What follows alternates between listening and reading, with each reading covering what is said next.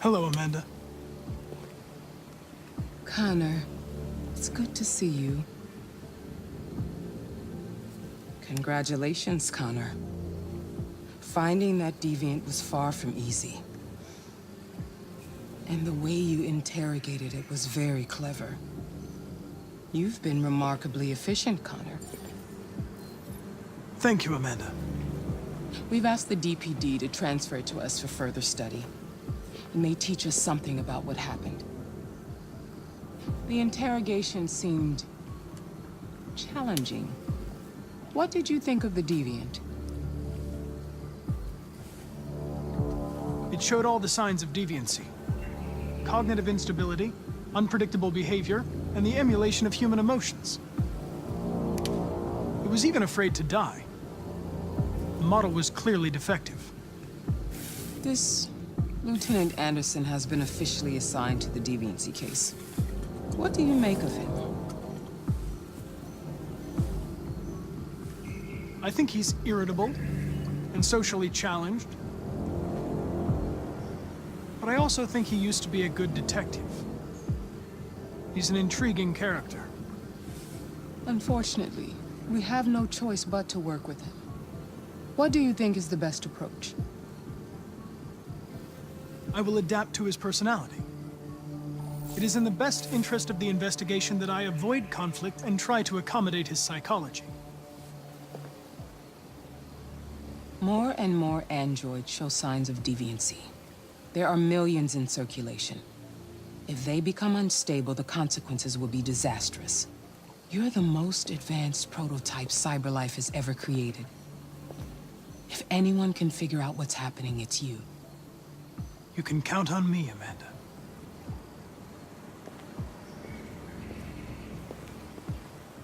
Hurry, Connor. There's little time.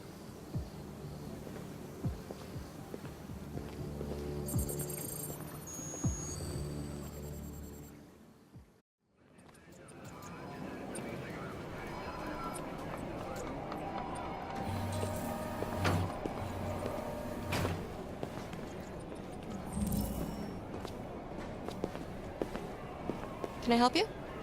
I'm here to see Lieutenant Anderson. Do you have authorization? Yes.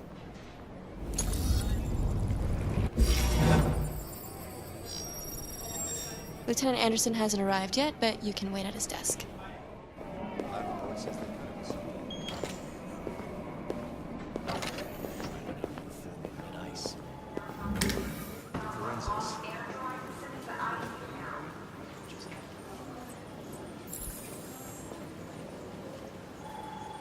Excuse me. Do you know what time Lieutenant Anderson usually arrives? Depends on where he was the night before. If we're lucky, we'll see him before noon. Come with me. Thanks.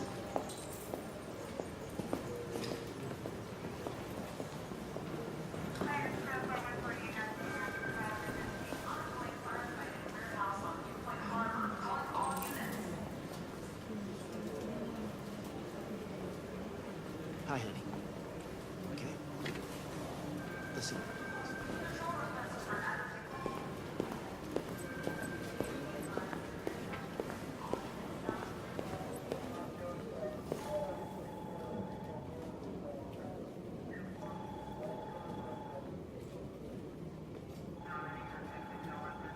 They're going to destroy me.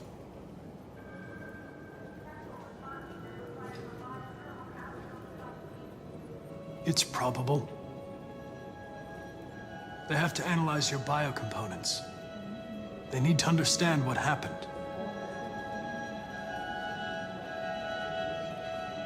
I know there's something you didn't tell me. I need to know before they take you away.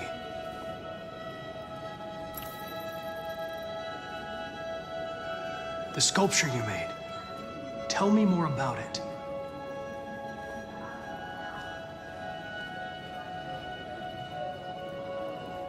I'm going to die.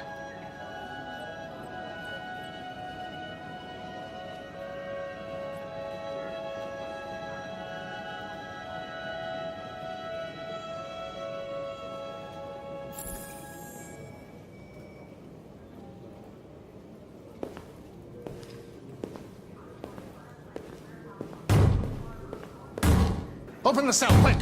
Hurry!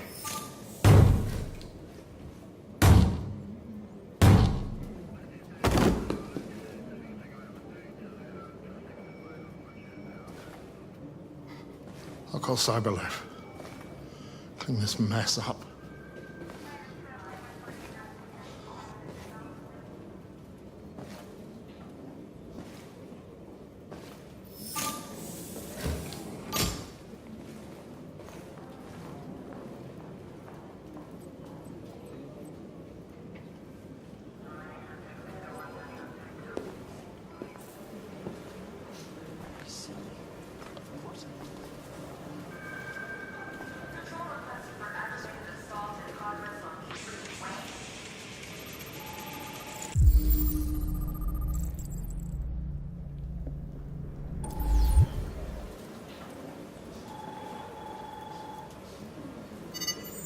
Call Hank Anderson.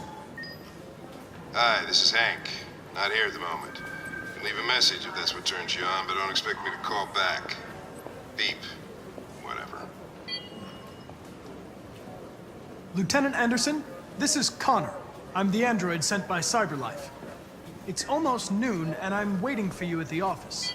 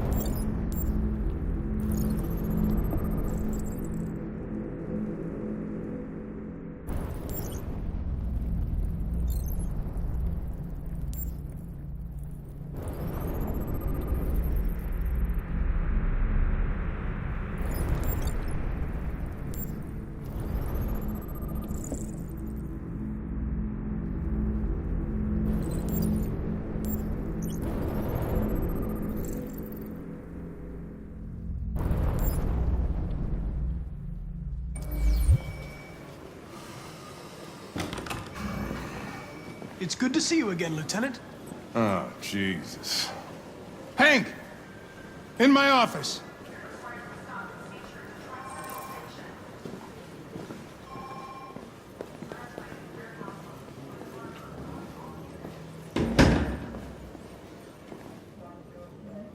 I've got 10 new cases involving androids on my desk every day. We've always had isolated incidents. Old ladies losing their android maids and that kind of crap. But now, we're getting reports of assaults and even homicide, like that guy last night. This isn't just CyberLife's problem anymore. It's now a criminal investigation, and we've got to deal with it before the shit hits the fan. I want you to investigate these cases and see if there's any link. Why me? Why do I gotta be the one to deal with this shit? I am the least qualified cop in the country to handle this case. I know jack shit about androids, Jeffrey. I can barely change the settings on my own phone. Everybody's overloaded. I think you're perfectly qualified for this type of investigation. Bullshit! The truth is, nobody wants to investigate these fucking androids, and you left me holding the bag. CyberLife sent over this android to help with the investigation. It's a state-of-the-art prototype. It'll act as your partner. No fucking way! I don't need a partner, and certainly not this plastic prick. Hank, you are seriously starting to piss me off. You are a police lieutenant. You are supposed to do what I say and shut your goddamn mouth. You know what my goddamn mouth has to say to you? Okay, Huh? okay. I'll pretend like I didn't hear that, so I don't have to add any more pages to your disciplinary folder, because it already looks like a fucking novel. This conversation is over. Jeffrey, Jesus Christ, why are you doing this to me? You know how much I hate these fucking things? Why are you doing this to me? Listen, I've had just about enough of your bitching. Either you do your job or you hand in your badge. Now, if you'll excuse me, I've got work to do.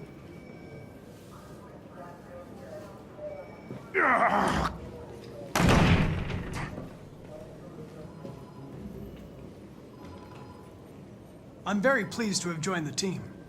I can assure you I'll do my very Close best. the door on your way out.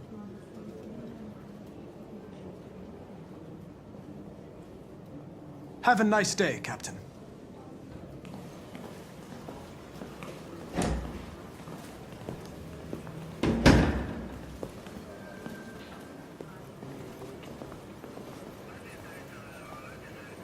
Listen, I know you don't like me, but we're going to have to work together. We'll both have to make an effort. In any case, I'd like you to know I'm very happy to be working with you. I'm sure we'll make a great team. Is there a desk anywhere I could use? No one's using that one.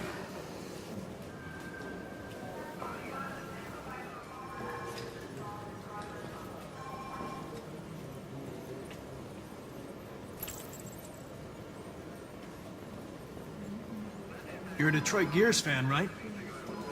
Denton Carter scored 53% of his shots from the three-point line yesterday. Did you see the game? That's what I was watching at the bar last night. Oh.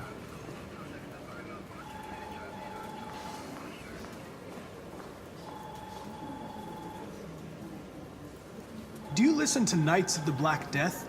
I really like that music. It's full of energy. You listen to heavy metal? Well, I don't really listen to music as such, but I'd like to.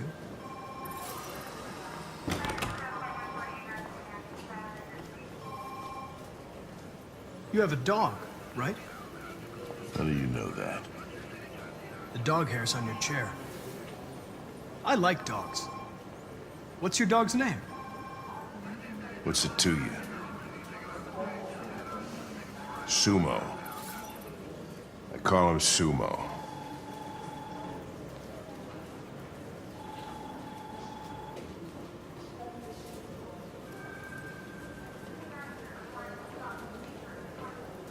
A lot of people don't appreciate having androids around. I was wondering, is there any reason in particular you despise me? Yeah. There is one.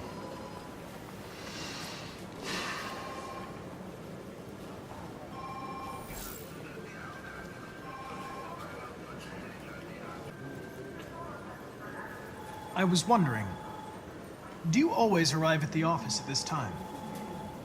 I arrive when I arrive. Stop busting my balls, okay? If you have any files on deviants, I'd like to take a look at them. Terminal's on your desk. Knock yourself out.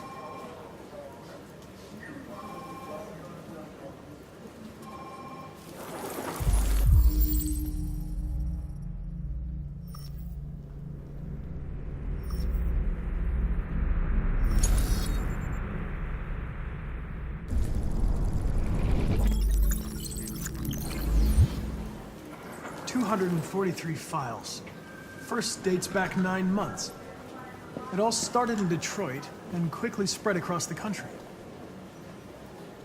An AX-400 is reported to have assaulted a man last night. That could be a good starting point for our investigation.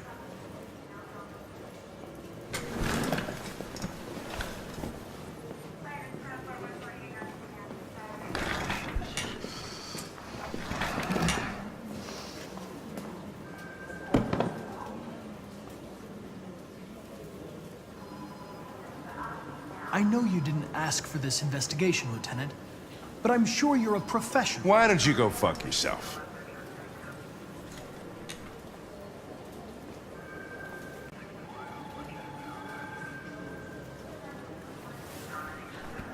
I've been assigned this mission, Lieutenant.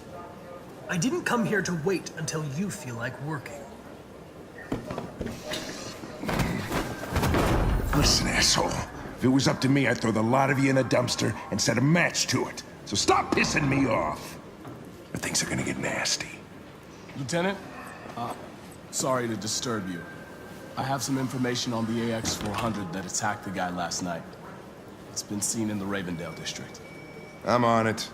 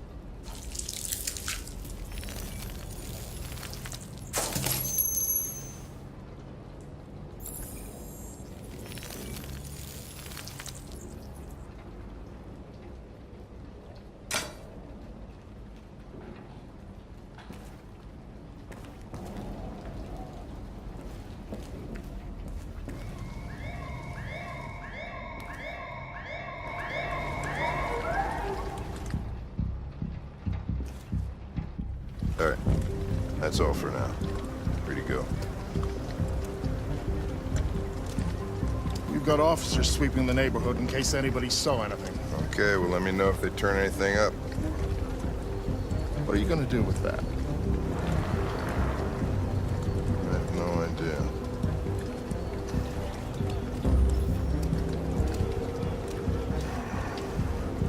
So what do we got here? Bus driver saw it at 2:30. Seen at a convenience store. It stole wire cutters. There must be a reason. Wire cutters? What the fuck are you talking about? I checked the CCTV while you were questioning the clerk. The android was caught on camera stealing them. It had wire cutters, and it was looking for a place to hide. So, what's your conclusion, Sherlock?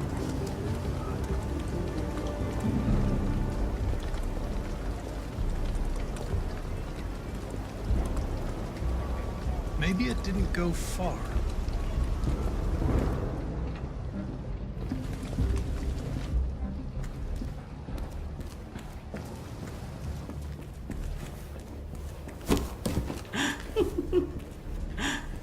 Ralph found this to feed the little girl. It's good for her. A present. To make up for past misunderstandings. Ralph will cook. We will do just like humans do. Humans like burnt meat. Come. Come and sit down.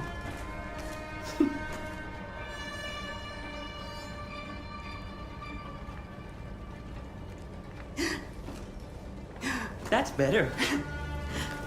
Ralph went to a lot of trouble to find something for the little girl to eat.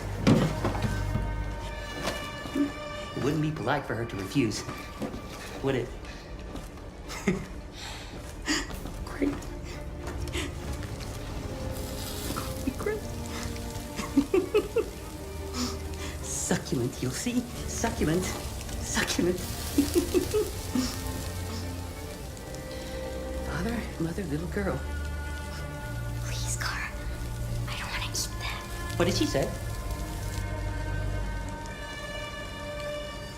She said she can't wait to eat it. She's very hungry. The little human is not going to regret it. Ralph found the best, the biggest one he could find. This is going to be succulent. Succulent. Go ahead. Eat.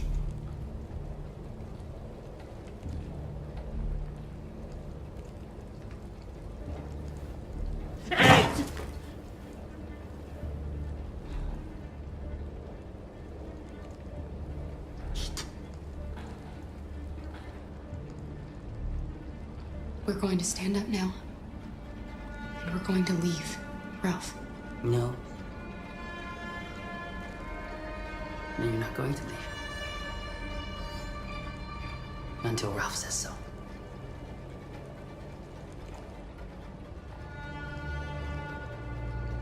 You said you wanted to be like a family, Ralph. Father, mother, the little girl, remember? A father would never threaten his little girl with a knife to make her eat.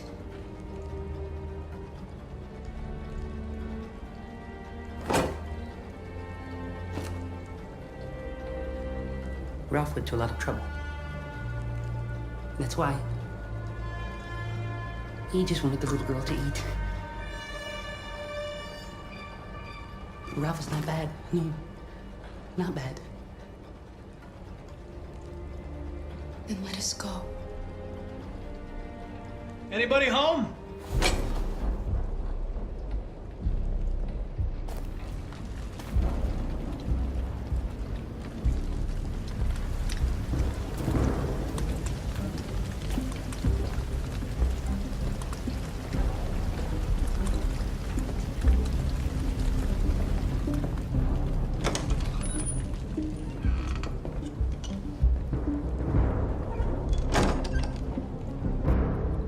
I'm looking for an AX-400.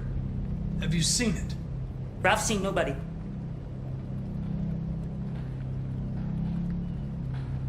There's blue blood on the fence. I know another android was here. Ralph scratched himself coming through. That's Ralph's blood.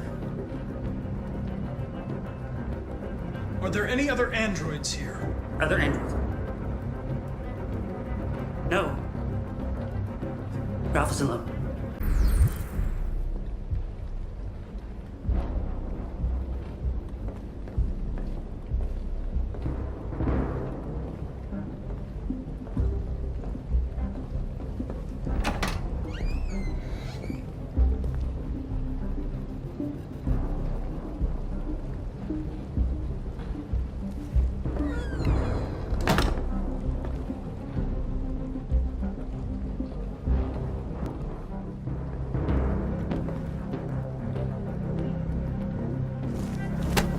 Quick, Kara!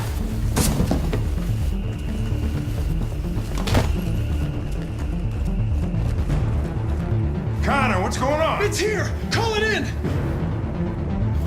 Which way did it go? That way. They're headed for the train station. They're over there!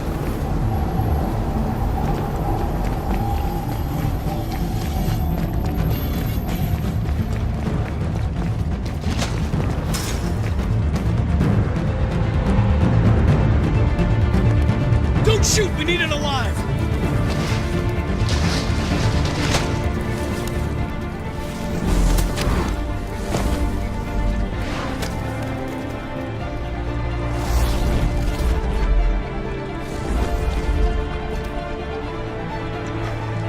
Oh, fuck.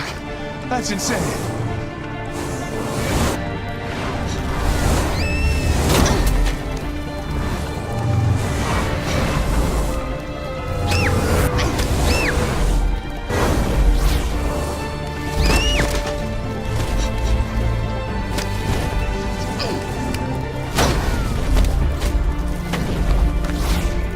Hey, where are you going? I can't let them get away! They won't. They'll never make it to the other side. I can't take that chance! Now you will get yourself killed! Do not go after him, Connor. That's an order.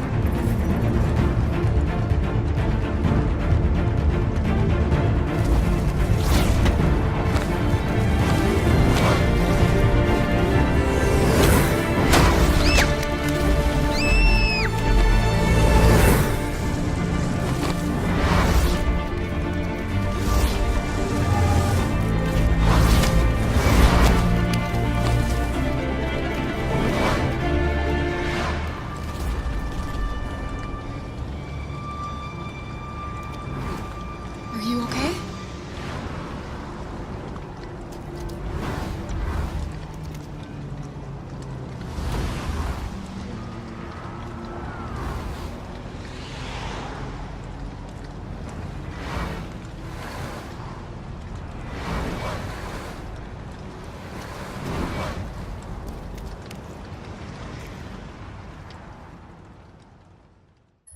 Several sources report that CyberLife has provided Detroit police with a prototype detective android.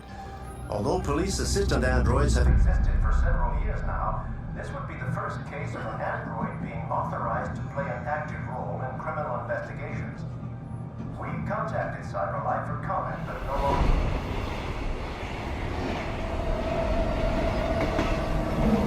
We are now approaching Ferndale Station. Please take care of stepping onto the platform.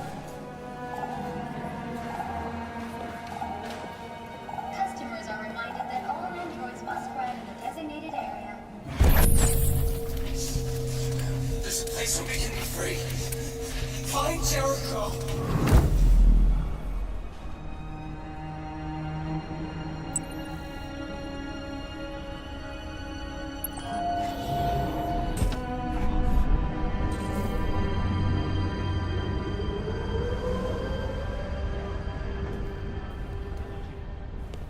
Spare some change?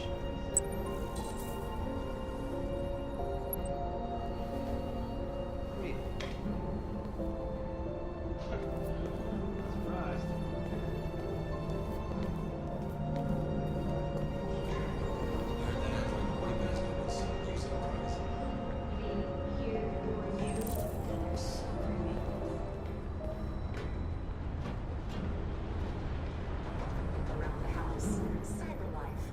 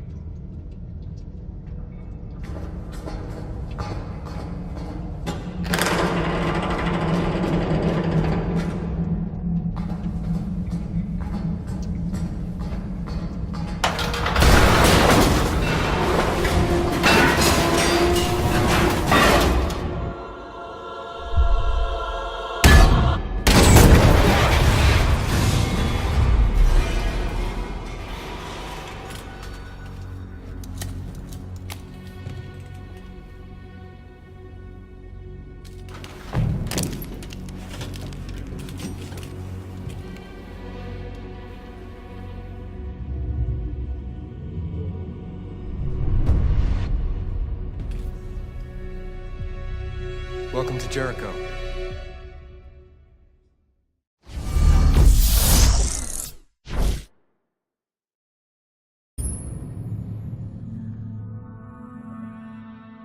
For the soundtrack of the game, we tried to be very close to what is done in film. We were constantly asking at each place in the game, why are we putting music here?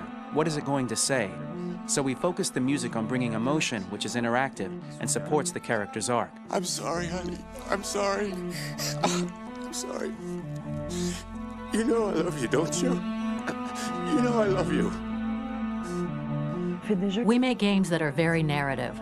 We're really into interactive drama, so the soundtrack also had to go in that direction, supporting the three characters' very different stories. We really wanted three colors, three musical sound identities, and from there, having three composers made sense, since the story of Kara, Marcus, and Connor are all completely different.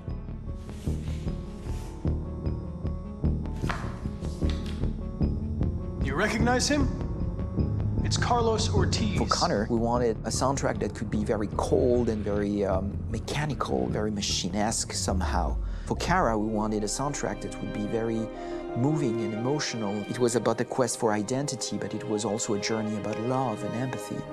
And for Marcus, we wanted something epic, something that would really represent the grand aspect of his quest. And we were very fortunate to find three incredibly talented composers, and working with them has been a dream, honestly.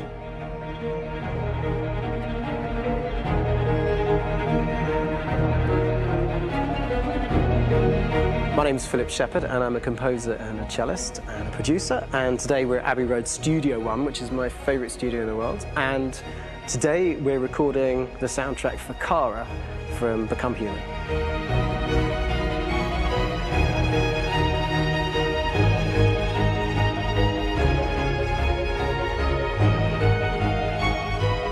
So when I compose a big project, I often travel just to kind of get out, and get some fresh air and some inspiration. And I go hiking and traveling in Montana a lot. I had a log fire in the room that I was staying in, and the flames were kind of making absolutely direct music. And it became the basis for Kara's theme, and it sounds something like this.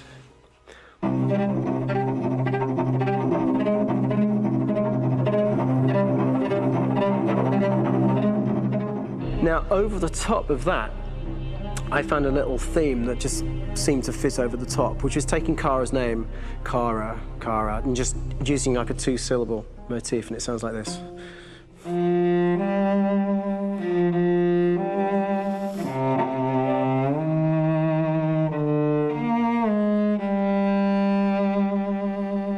going to pull through this, Alice. As long as we're together, nothing can hurt us.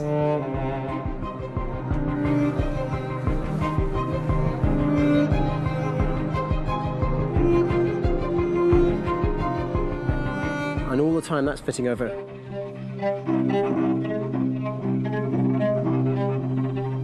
So it kind of works in lots of levels. And in fact, every single theme in the score has one of those elements built into it, and it becomes sort of the DNA of every single tune.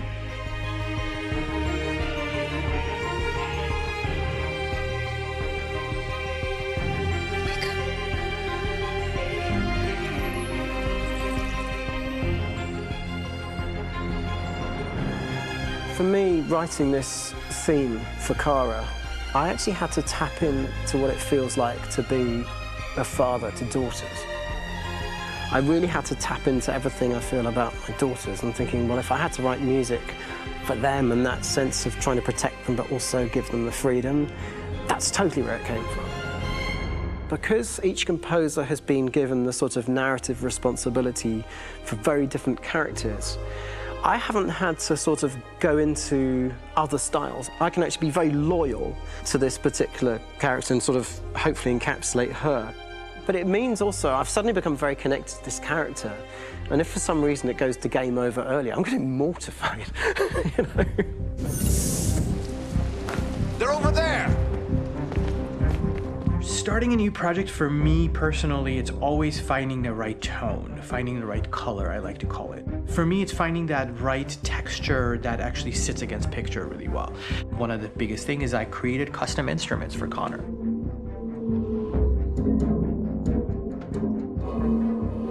I pulled out all my vintage synthesizers to be able to capture this robotic person, if you will. My approach to all of these custom instruments is that I hear the sound in my head. And either I could just come into the piano and just be like, all right, so I'm gonna just get on the computer and just create it. I rather be able to play these instruments physically. Oh, that's nice. If you can do that.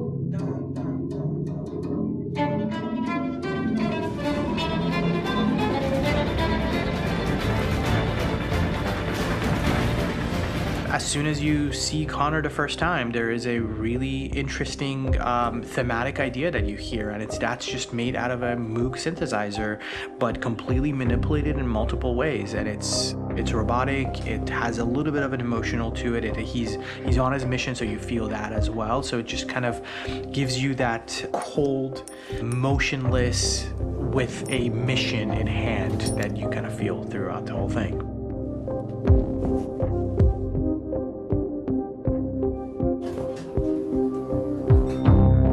Because the music evolved, one of the things that I was very weary and I was very kind of focused on was the way that the music has to evolve.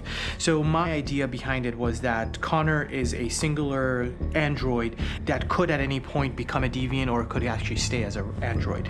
So I created a more or less an Connor theme, and then I was able to just manipulate it in different aspects of it. Is everything okay, Lieutenant?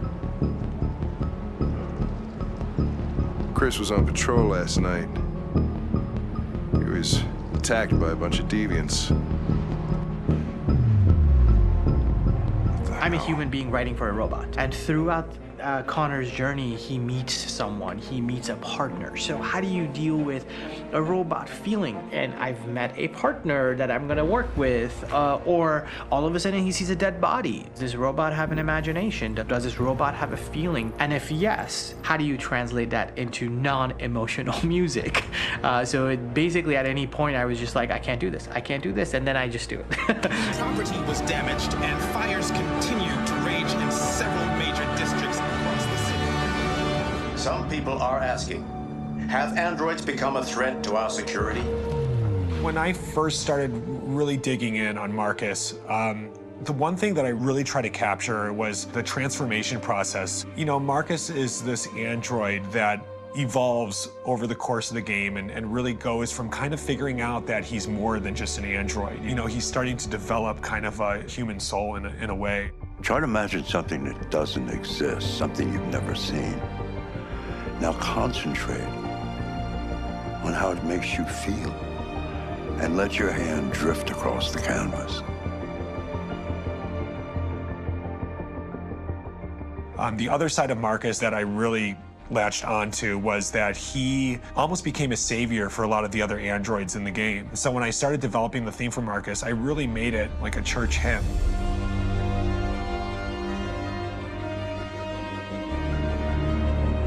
I wanted it to be very simple. I wanted to make it a chordal melody. I really wanted to make it almost like a Bach hymn. The tough thing with that is it had to be recognizable. If I made it too complex from a harmonic standpoint, it would be hard, I think, for people to kind of pick it out and recognize it. It's very acoustic derived, but it's also been treated with a lot of effects and things to kind of put it into the space that I felt the sound should be in. It can be beautiful, it can be haunting, it can be extremely powerful from an action standpoint, and I'm really happy with the way it turned out. The music is there, but it's subliminal and it's emotional, and people are feeling it, and it's not distracting. And that's tricky with a game like this, where you have to have a lot of ins and outs like that, where the music kind of has to get in and out of these moments. This is a war we're fighting with the humans. If we fail, they'll destroy us. I think the game's been put together so well where I just wanted to make sure that I wasn't ruining the emotion.